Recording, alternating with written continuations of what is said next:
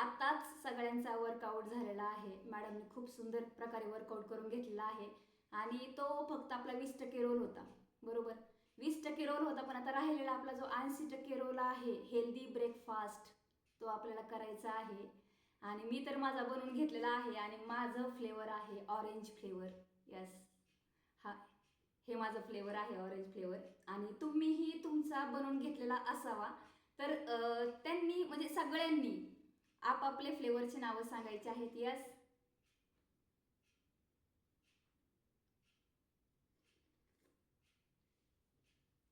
सांगा Good पटापट. morning, Kulfi flavor,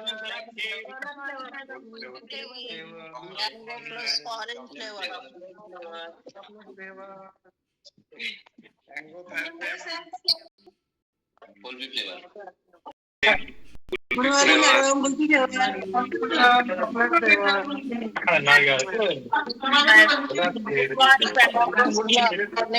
Mango plus orange.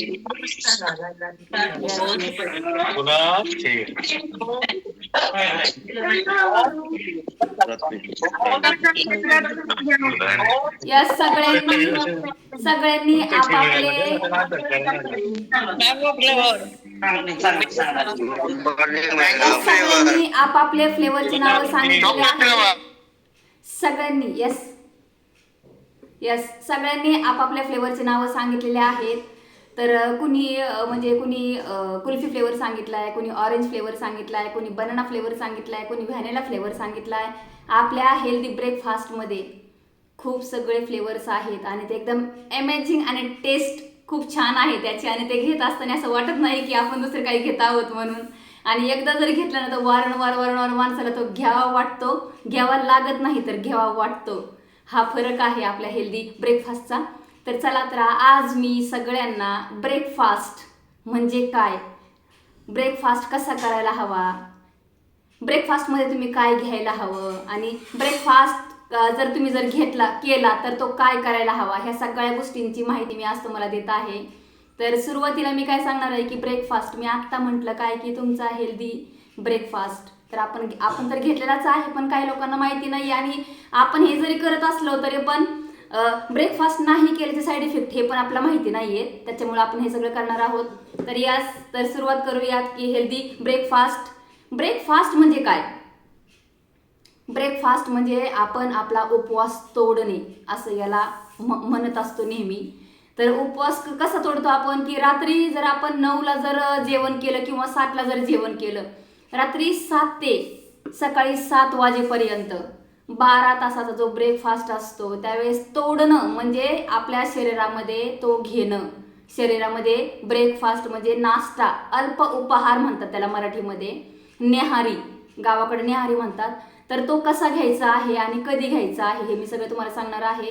तर रात्री जर आपण 7 ते 12 वाजेपर्यंत सकाळी, म्हणजे ब्रेकफास्ट म्हणजे काय असतं माहिती का, सकाळी खाल्ले जाणारे पहिले जे जेवण असते ना तर त्याला ब्रेकफास्ट म्हणतात, नेहारी म्हणतात, अल्प उपहार म्हणतात.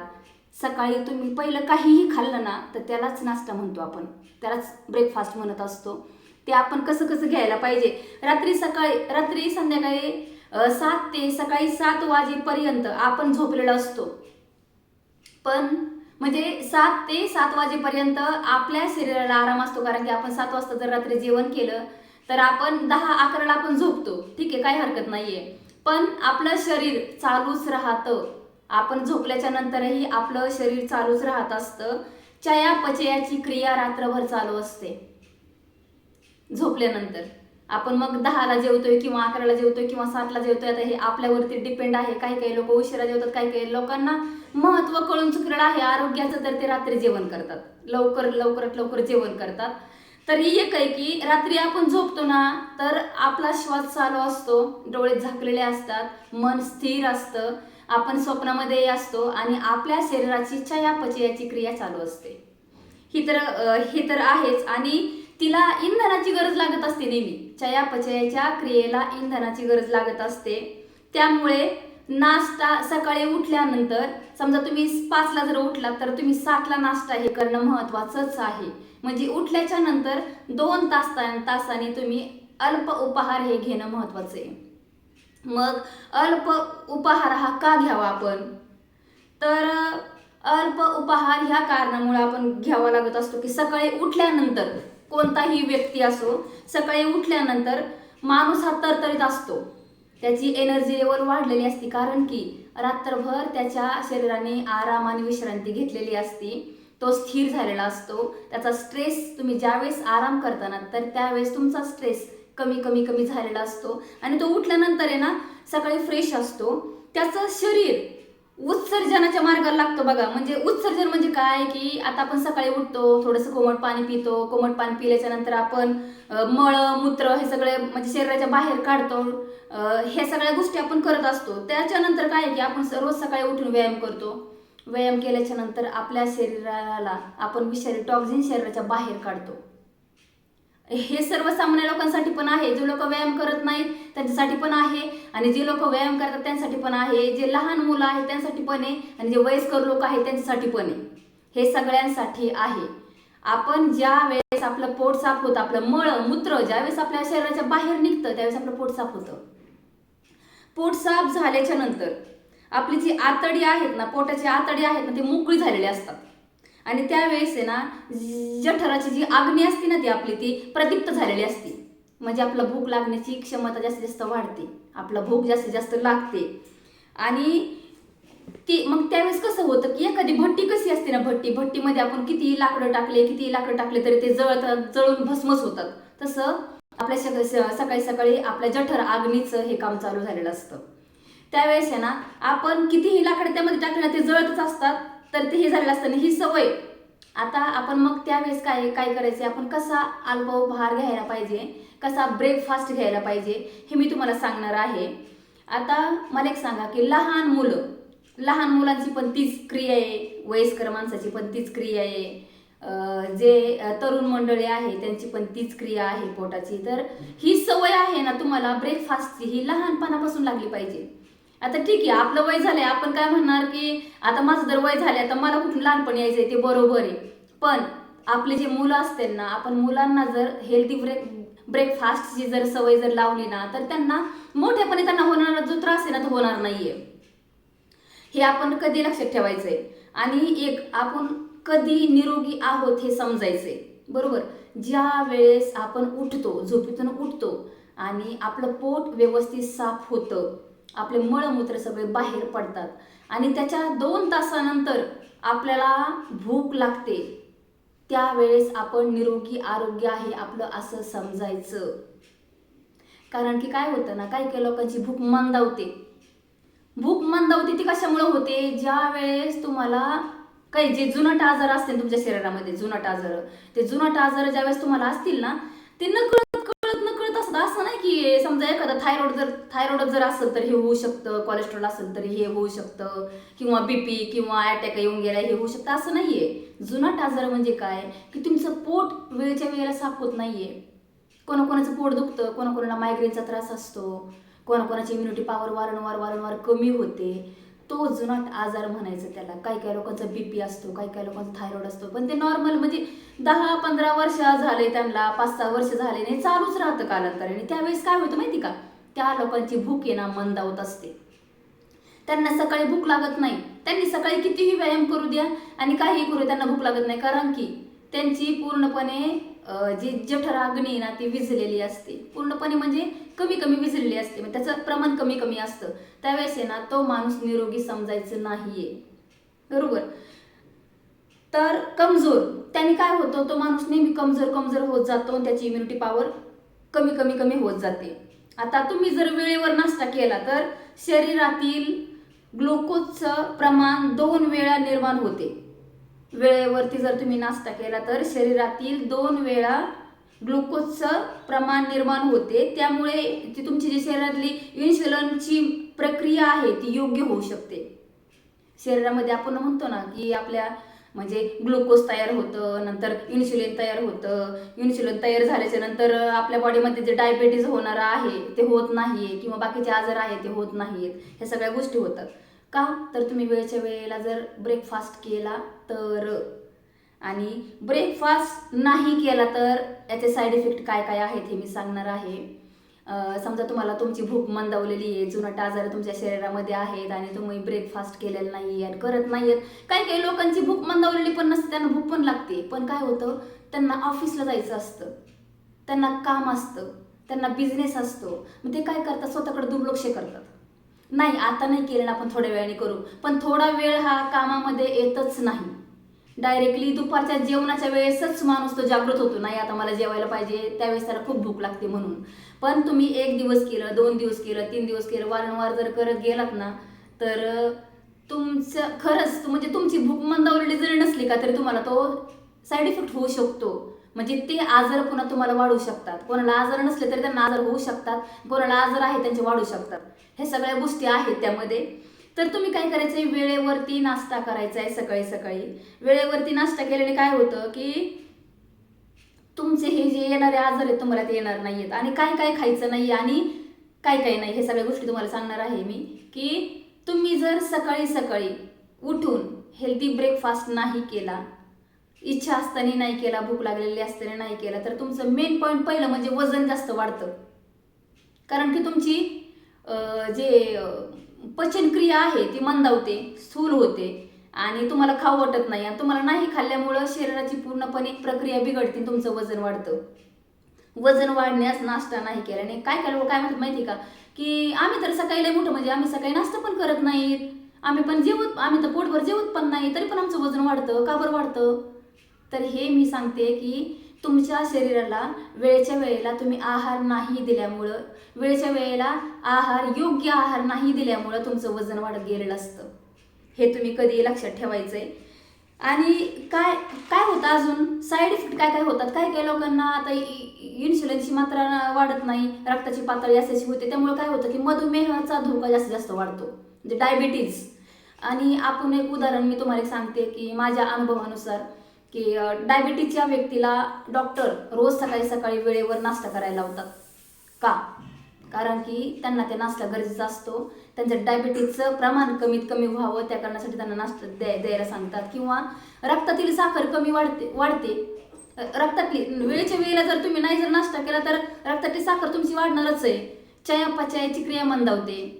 हा तिसरा आहे. चौथा आहे प्रोटीन इनटेक कमी होतं शरीरामध्ये. म्हणजे तुम्ही बाहेरून किती बी इनटेक करण्याचा प्रयत्न केला किंवा इच्छा जरी असेल तर ते इनटेक कमी होतं. कारण की कधी कधी आपण म्हणतो घ्यायचं पण खाण्याची इच्छा होत नाही. कधी कधी काय होतं की आपलं जर जेवायचं जर असेल, आपलं मन म्हणतं जेवायचंय पण पोटात ढकलत नाही. मग ते का नाही होत, आपले शरीर ते लवकर लवकर आत्मसात का करत नाही, तर ह्या कारणामुळे करत नसतं. तर अजून एक आहे की प्रतिकारशक्ती कमी होते, इम्युनिटी पॉवर कमी होते. ह्या सगळ्या प्रक्रिया जर तुमच्या चालू असल्या तर तुमची इम्युनिटी पॉवर पण कमी होते आणि भूक वाढते. म्हणजे भुकेची लालसा का वाढते, म्हणजे कसं होतं की आपला काही पण इच्छा एक क्रिएट होते. काही पण समजा गोड खाण्याची इच्छा जास्तीत जास्त होते, तेलकट खाण्याची इच्छा जास्तीत जास्त होते. म्हणजे असं आपलं कधी कधी एक मन काय म्हणतं नाही आपण डाएट करतोय किंवा आपल्याला करायचं आहे, आपलं वजन कमी करायचं आहे आणि आपल्याला हे खायचं नाही आहे. पण तो व्यक्ती आपल्या कम्युनिटीमध्ये येण्याच्या अगोदर त्याचं हे सगळ्या गोष्टी झालेल्या असतात.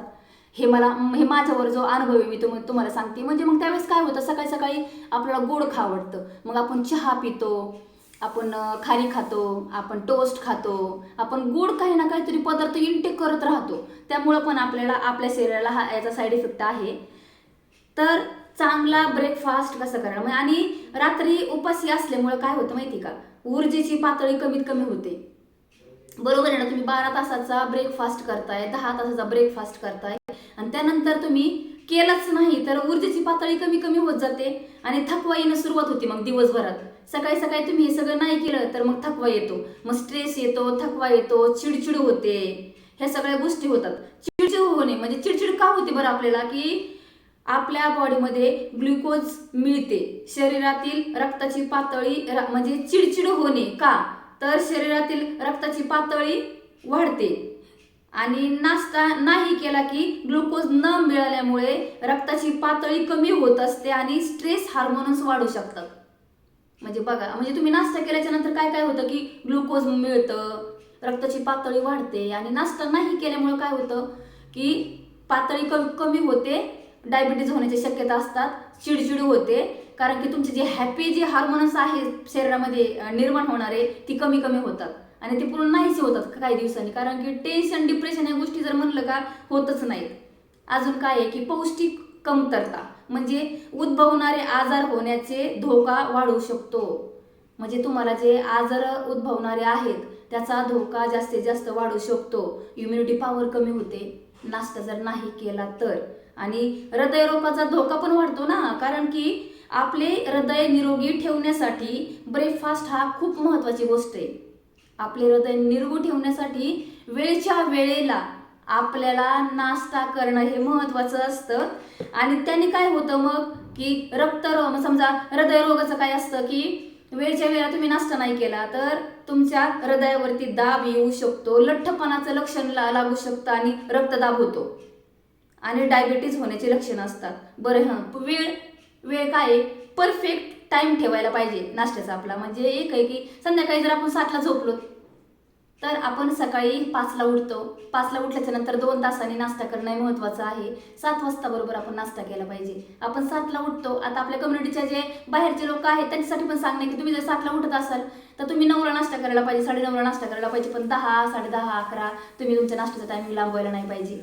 ह्या पण तुम्हाला गोष्टी सांगते मी. पुन्हा काय खायला हवं नाश्त्यामध्ये, काय काय खायला हवं. व्हिटॅमिनयुक्त, प्रोटीनयुक्त, मिनरलयुक्त, फायबरयुक्त ह्या सगळ्या गोष्टी आपण नाश्त्यामध्ये घ्यायला हवेत. आणि मग त्या गोष्टी आपल्याला कशामधून मिळणार आहेत, वेगवेगळ्या पालेभाज्यामधून मिळणार आहेत, वेगवेगळ्या सलाडमधून, गाजर, काकडी, बीट, वेगवेगळे ड्रायफ्रूट्स, फळं, दूध याच्यामधून आपल्या ह्या गोष्टी मिळणार आहेत.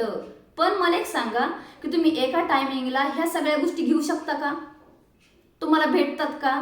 आपण आज जर सफरचंद आणलं, पुन्हा अजून केळी आणली किंवा अजून वेगळे फळ पेरू आणलं, ठीक आहे आपण 3 फळं एकत्र आणू, पण आपण 7-8 प्रकारचे फळ एकत्र आणू शकतो का. आपण कडधान्य वेगवेगळे एका टायमाला खाऊ शकतो का. आपण ड्रायफ्रुट्स वेगवेगळे एका टायमाला खाऊ शकतो का. आपण म्हणतो की आपण एवढं आपल्या एकतर आणण्याची कॅपॅसिटी नाही बाबा, कारण की एकटी जरी आणलं तरी ते खाणं तेवढं होणार नाहीये, कारण की पोट तुमचं गच्च भरणार आहे. त्यामुळं तुम्हाला कसं जाणार आहे आणि त्याच्यामधून जे मिळणारे घटक येतं ते तुम्हाला कमीच भेटणार आहेत. त्याच्यामुळे काय करायचंय की मी तुम्हाला अजून एक गोष्ट तुम्हाला सांगते की त्यापासून म्हणजे काय काय आपण खायला पाहिजे. आणि हे काय की आपला सकाळचा नाश्ता कमीत कमी कॅलरीजचा असावा. आपण काय करतो, रोज सकाळी उठतो आणि चहा आणि बिस्किट आणि शिरा, गरा, पोहे हे सगळ्या गोष्टी आपण खात असतो. त्याच्यामुळे काय होतं, आपण सकाळी काय केलं बघा, नवीन कम्युनिटीमध्ये आलेले असतात किंवा कम्युनिटीच्या बाहेरचे पण असतात. आपल्या कम्युनिटीचा विषय सोडून द्या, कारण की आपल्या कम्युनिटीमध्ये जे येणारे लोक आहेत त्यांना पूर्णपणे सवय लागलेली आहे की, कारण की त्यांच्या कोचनी त्यांच्याकडून ते त्या गोष्टी करून घेतलेल्या असतात, म्हणून त्यांना ती सवय लागते चांगल्या गोष्टीची. म्हणजे वेळेवर नाश्ता करायचा आहे, वेळेवरती जेवण करायचेच, वेळेवरती सगळ्या गोष्टी करायच्यात, हे वेळेवर पाणी प्यायचे, व्यवस्थित प्यायचे, किती प्यायचे, काय प्यायचे, हे सगळं तुमच्या कोचने तुम्हाला सांगितलं असतं बरोबर. पण कम्युनिटीच्या बाहेरच्या लोकांना ह्या सगळ्या गोष्टी माहिती असतात का, नाही. तर त्यासाठी कमीत कमी कॅलरीजचा वापर करायचा आहे. कमीत कमी कॅलरीज आपण आपल्या शरीरामध्ये इनटेक करायचे आहेत. आणि हे सगळे मायक्रो न्यूट्रियन्स जे असणारे जे घटक आहेत ना ते आपण घ्यायचे आहेत, फायबरयुक्त घटक घ्यायचे आहेत हे सगळं. आणि ब्रेकफास्ट हेल्दी असावा, ब्रेकफास्ट हेल्दी असावा, त्याच्यामध्ये फळांचा वापर केलेला असावा, त्याच्यामध्ये अंड्याचा वापर केलेला असावा. जे कम्युनिटीच्या बाहेर आहेत किंवा जे खाणारे आहेत त्यांनी खावा.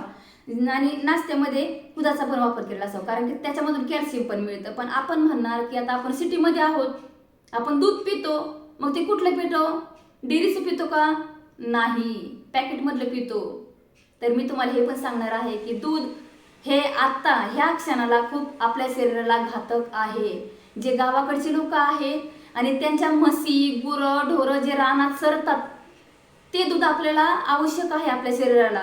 पण जे गुरं, जे गाई, म्हशी, जलशा गाई ह्या गोठ्यात बांधून असतात आणि त्यांना इंजेक्शन देऊन त्यांचं दूध काढलेलं असतं, ते आपल्या शरीराला योग्य आहे का, हा पण आपण विचार करायचा आहे.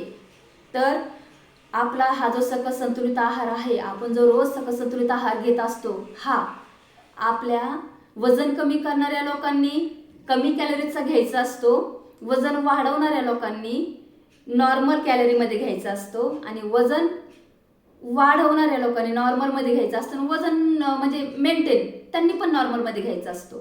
तर हा झाला आपला ब्रेकफास्ट. आणि ब्रेकफास्ट कसा करावा हे आयुर्वेदामध्ये सांगितलंय माहिती का, की सकाळचा ब्रेकफास्ट आहे ना तुमचा, हा थोडा असावा, हा राजकुमारासारखा असावा. सकाळचा ब्रेकफास्ट कुमारासारखा असावा, दुपारचं जेवण हे राजासारखं असावं, आणि संध्याकाळचं जेवण आहे ना आपलं गरिबासारखं असावं. म्हणजे गरीब म्हणजे आता आजकाल तुम्ही म्हणाल की किती गरीब असत तर ते पोटभर खातात, हो, पण पहिले जे गरीब होते ना लोक, की त्यांना वेळच्या वेळेला जेवण मिळत नसायचं, ते कमीच जेवायचे, आणि कमी जेवल्यामुळं ते स्वतः मेंटेन असायचे. आपण कधी कधी रस्त्याने जे चालत असतो ना, जे वाटावरचे लोक असतात, समजा भीक मागणारे किंवा जे नॉर्मली काम करणारे, ते आहार कमीच घेतात. कधी कधी त्यांची परिस्थिती त्यांना कमीत कमी आहार घ्यायला लावते, किंवा त्यांना त्या गोष्टी सगळ्या माहिती असतात म्हणून. आणि आपलं काय झालंय की आपण ऑफिसला जातो, कामाला जातो, ड्रायव्हिंग करतो, किंवा घरामध्ये म्हणजे हाऊस मेकर आहोत, किंवा मुलांचा लोड आहे, आपण हा सगळ्या गोष्टीमध्ये आपण स्वतःचा सकाळचा ब्रेकफास्ट करायला विसरतो. तर मी तर सगळ्यांना सुरुवातीला विचारलेलं आहे की तुमचा ब्रेकफास्टचा फ्लेवर, तुमचा जो हेल्दी ब्रेकफास्ट आहे त्यांचा फ्लेवर काय काय आहे, मला सगळ्यांनी सांगितलं आहे. तर मी सजेस्ट करत नाही, पण मी सांगते की हा जो माझा आहार आहे ना, याच्यामधून माझ्या बॉडीमध्ये खूप काही बदल झालेला आहे. म्हणजे मी आता तुम्हाला माझा अनुभव सांगते. मी परवा दिवशी पण मी असं म्हणजे कधी कधी एक्सपिरियन्स शेअर केला असेल, ज्या लोकांनी माझा अनुभव ऐकलेला नसेल त्यांनी आज ऐकून घ्या, की गेल्या 3 वर्षापासून मी हॅपी आणि हेल्दी कम्युनिटीमध्ये आहे. आणि हॅपी आणि हेल्दी कम्युनिटीमध्ये त्याचं राज काय होतं, म्हणजे रिझन काय होतं येण्याचं, की माझं वजन खूप वाढलेलं होतं. आणि त्या टायमिंगला कोविडचा काळ होता, आणि मला कोविड होऊन गेलेला होता. कोविड व्हायच्या अगोदर मी म्हणजे माझे कोच 2020 मध्ये मला भेटले होते, त्यांनी मला हे सगळं सांगितलं होतं. त्यावेळेस माझं नॉर्मली मला म्हणता येत नाही, पण मी ओव्हरवेट होते. त्यावेळेस माझं 65 किलो वजन होतं, ज्यावेळेस 2020 मध्ये माझे कोच मला भेटले होते त्यावेळेस. तर आता आपल्या कोचला सगळ्या गोष्टी कळतात ना, की यांचं वजन जास्त आहे, यांना कमी करणं असेल, त्यांना कमी करायला पाहिजे असं म्हणून. तर माझ्या कोचने मला सांगितलं की तुम्ही हे करा. तर मी माझ्या कोचला म्हणलं, तुम्ही जे करताय ना कम्युनिटीमध्ये वर्कआउट हे ते करताय ना, तर ते मी असं सहज करू शकते, कारण की माझ्यामध्ये इगो खूप होता. इगो ते म्हणतात ना की म्हणजे हे तुम्हाला म्हणजे गर्व असतो, एक स्वतःचा गर्व असतो, किंवा हे. तर हे जर तुमच्यामध्ये जर असलं ना, तर तुम्ही कधीच म्हणजे कोणतीही गोष्ट तुम्ही शक्य करू शकत नाही. कारण की मी माझ्या कोचचं जर 2020 मध्ये जर ऐकलं असतं, आणि मनचा कारभार जर केला नसता, मनचा डाएट फॉलो केला नसता, मनचा व्यायाम केला नसता, तर मला कोविड झालाच नसता. Attitude, okay sir, thank you. Attitude thank you so much. तर मी हा मनचा कारभार केला नसता तर माझ्या वेळ आली नसती, मला कोविड झाला नसता, आणि मला कोविड झाला नसता तर माझं वजन वाढलं नसतं. कोविडच्या टॅबलेटनी माझं वजन वाढलं, त्रास पण खूप झाला, आणि नंतर वजन वाढल्यामुळं मला पीसीओडीचा पण त्रास जाणवायला लागला. पीसीओडीचा त्रास जाणवत होता, तर नंतर मी 7 ते 8 महिने डॉक्टरांकडं ट्रीटमेंट घेऊन कंटिन्यू 25 दिवस टॅबलेट खाऊन, 5 दिवस मी टॅबलेट खात नव्हते. आणि त्यावेळेस मग मला मंथली जे पिरियड असतील ते यायचे, म्हणजे माझे जे हार्मोन्स आहे ते इनबॅलन्स झाले होते पूर्णपणे. 9 महिने मी ही प्रक्रिया केली, पण मला काहीच फरक नाही पडला. नंतर पीसीओडीचा मला खूप त्रास जाणवायला लागला, माझे गुडघे पण दुखत होते, माझा स्किनचा तर एवढा म्हणजे साईड इफेक्ट झाला होता की पूर्ण काळी स्किन झाली होती, पूर्ण वांग झाला होता स्किनवरती. ह्या सगळ्या गोष्टी होत होत्या. माझ्या बॅक पेनमध्ये त्रास होत होता, माझ्या मणक्यामध्ये पण डॉक्टरने गॅप सांगितला होता, आणि मला मायग्रेनचा पण डॉक्टरांनी सांगितलं होता त्रास, कारण की मायग्रेनमुळं मी सिटी स्कॅन केलेलं आहे, आणि मी MRI पण माझ्या मेंदूचा केलेला आहे. कारण की माझं सारखं म्हणजे 2 वेळेस मी चष्म्याचा नंबर हे केला होता. हे बघा, हा मॅडमनी माझा रिझल्ट शेअर केलेला आहे. आणि मी अशी होते पहिली ओव्हरवेट, 85 किलो माझं वजन होतं. 85 किलो असताना मी आपल्या कम्युनिटीमध्ये आले फक्त वजन कमी करण्यासाठी. आणि आपल्या कम्युनिटीमध्ये आल्याच्या नंतर मी माझ्या कोचच्या सगळ्या गोष्टी ऐकल्या, आणि 4 महिन्यातच मी 85 वरून 58 किलोवरती आली. आणि तेव्हापासून मी आहे अशीच म्हणजे आयडियल वेटवरती आहे. म्हणजे आयडियल वेट म्हणजे काय असतं माहिती का, आपण काय म्हणतो की आयडियल वेट कसं असतं, फक्त वजन कमी होणं, तुम्हाला जे तुमच्या उंचीनुसार जेवढं वजन लागतं तेवढं कमी होणं, तर आपण आयडियल वेट नाही, याला आयडियल वेट म्हणत नाहीत. तुमचा जर हा गैरसमज असेल तर हा तुम्ही गैरसमज काढून टाका. कारण की आयडियल वेट याला म्हणतात तुमच्या उंचीनुसार तुमचं वजन असणं, याला पण म्हणतात तुमच्या फॅट्स लेडीजच्या फॅट्स किती असायला हव्यात, त्या फॅट्स पर्यंत तुम्ही गेलात तर तुमचं आयडियल वेट आहे. तुमचे विजरल फॅट, तुमची विजरल फॅट लेडीज जर असेल तर 60% आतमध्ये असायला हवी, 7% आतमध्ये असायला हवी. तुमचे BMI नॉर्मल असेल तर तुम्ही आयडियल वेटवरती आहात. तुमचं बॉडी एज, तुमचं वय जेवढं आहे ना तेवढं जर असेल तर ते म्हणजे त्यावेळेस तुम्ही आयडियल वेटवरती आहात. तुमच्या मसल्स गेन झालेले आहेत आणि तुमची ऑल फॅट लॉस झालेली आहे, त्यावेळेस तुम्ही आयडियल वेटवरती आहात. आणि मी आत्ता त्या प्रक्रियेमध्ये आहे, म्हणजे पूर्ण झालेले आहे. हे मी तुम्हाला सगळं सांगतेय कारण की काही का आपल्या कम्युनिटीमधल्या काही काही लोकांचा हा गैरसमज आहे. आयडियल वेट म्हणजे फक्त वजनानुसार तुमची उंचीनुसार तुमचं वजन. हे बघा मॅडमनी पुन्हा शेअर केलेला आहे हा माझा रिझल्ट. हे बघा म्हणजे ह्या ठिकाणी मी फॅटी होते आणि माझ्या कलरमध्ये पण खूप डाऊन होतं आणि वांग पण होता. आणि ह्यावेळेस बघा इकडे पण साडी नेसलेली, इकडे पण साडी नेसलेली आहे, पण इकडे सुंदर दिसतीये, आनंदी दिसतीये आणि हॅपी दिसते. कशामुळे दिसतीये, मी फक्त ना फक्त काय केलेलं आहे की रोज उठून व्यायाम केलाय, माझ्या कोचच्या गायडन्सनुसार व्यायाम केलेला आहे, आपल्या कम्युनिटीमध्ये व्यायाम केलेला आहे, रोज सकस संतुलित आहार घेतलेला आहे. हे बघा माझ्या स्किनचा रिझल्ट. म्हणजे तुम्हाला जर खोटं वाटत असेल ना मॅडम झूम करा, झूम म्हणजे जरा जास्त दिसेल. हे बघा म्हणजे माझी स्किन आता मला बघून ना खूप आनंद होतो कारण की माझ्या स्किनवरती खूप सुरकुत्या होत्या, सुरकुत्या कमी झालेल्या आहेत. माझ्या स्किनवरती सुरकुत्या कमी झालेल्या आहेत, माझ्या स्किनचा ग्लो वाढलेला आहे आणि माझी स्किन टवटवीत झालेली आहे. तुकतुकीत कांती म्हणतात ना, सेम तसं झालेलं आहे. आणि कालच मी माझं वय सांगितलं, आज मी वय सांगणार नाहीये. तर माझ्या जीवनामध्ये एवढा बदल झालेला आहे आणि अजूनही मी अशीच लास्टपर्यंत मी अशीच राहणार आहे. Thank you so much. माझे ग्रेट कोच आहे संदीप खेडकर सर आणि जया मॅडम, त्यांनी माझ्या जीवनामध्ये एवढा बदल घडलेला आहे आणि मी दुसऱ्यांच्याही आयुष्यामध्ये एवढाच बदल घडवत आहे. आणि thank you so much my great coach, my fuel, my this community. ह्या सगळ्यांना मी आणि याचं पूर्णपणे श्रेय माझ्या कोचला देते. Thank you so much. तुम्ही इथं मला दोन शब्द बोलण्याची संधी दिली आहे. Thank you thank you thank you. Call back to master of ceremony Bharati Awhad madam. Yes, thank you so much ma'am. Yes yes yes yes thank you so much आदरणीय सुनीता सांगळे मॅडम. बघा ह्या मॅडमांचे किती रिझल्ट बघता तुम्ही. बघा फुलवाली बाई आहे, फुलवाली बाई छान दिसते की तिकडे ती साधी सिंपल बाई छान दिसते. बघा डोक्यात फुलं, हातात फुल, केवढ्या साऱ्या बांगड्या, पैठणी साडी घातलेली, एवढे सारे दागदागिने घातलेले, तर दागदागिनेवाली बाई सुंदर वाटते की नाही. मला तर इकडचीच बाई आवडते बघ. बघा बघा. आणि इकडे काही नाही, नो मेकअप, गार्डन मधला नॅचरल फोटो. बघितलं ना, विदाउट ब्युटी पार्लर. याला म्हणतात मॅजिक. आणि हे मॅजिक कशाने होतं, फक्त आणि फक्त आपल्या शरीरातले टॉक्सिन्स बाहेर काढणं, बस.